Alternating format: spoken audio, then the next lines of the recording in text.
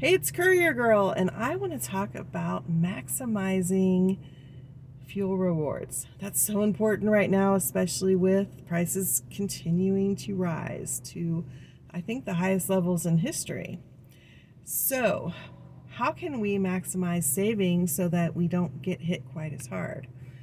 First of all, you need to make sure that your vehicle is running efficiently, your tires are properly inflated, your air filters are clean, and talk to your mechanic about how you can do little things to maximize your fuel efficiency, because that's going to get you a little bit more miles per gallon. Even 1 mile per gallon is a big deal to me right now.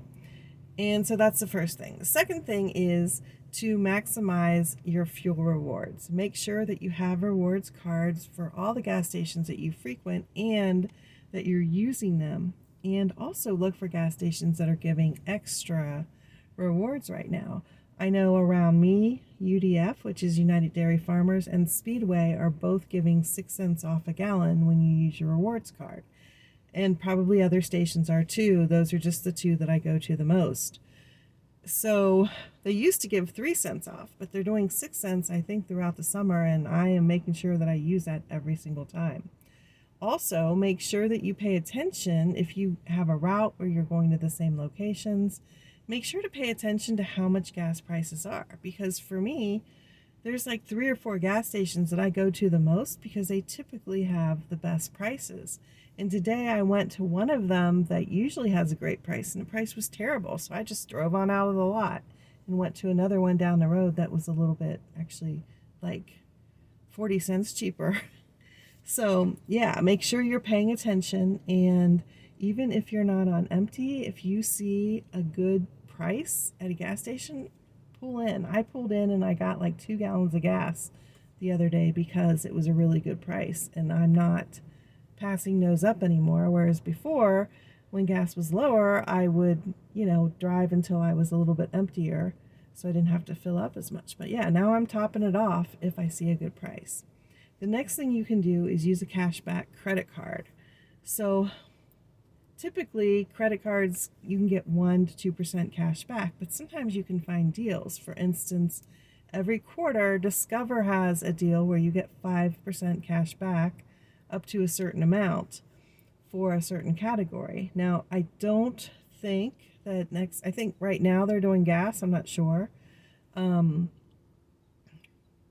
But I don't think they're doing that next quarter. But if you can get that extra 5% back, that's awesome.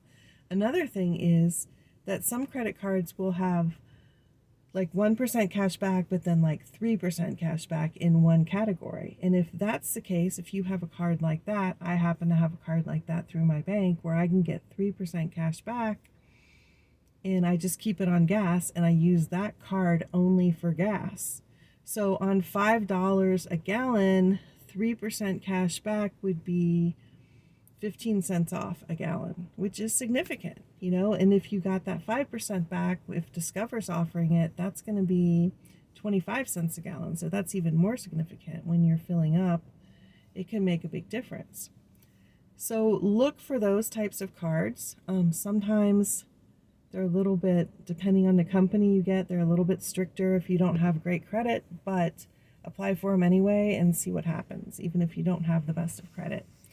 Let's see what else. Oh, there's an app called Upside. There might be other apps that are similar where you can get cash back for gas and groceries, which also helps with food prices. So that's something that's worth looking into as well. So if you stack those, making sure that your vehicle is as efficient as possible, using your fuel rewards points, getting a cashback credit card, and one that gives you higher cashback for gas, for instance, and using an app like Upside to make sure that you're getting the best deals and cashback and all that kind of stuff, you could actually take not quite as much of a hit as you might be taking today.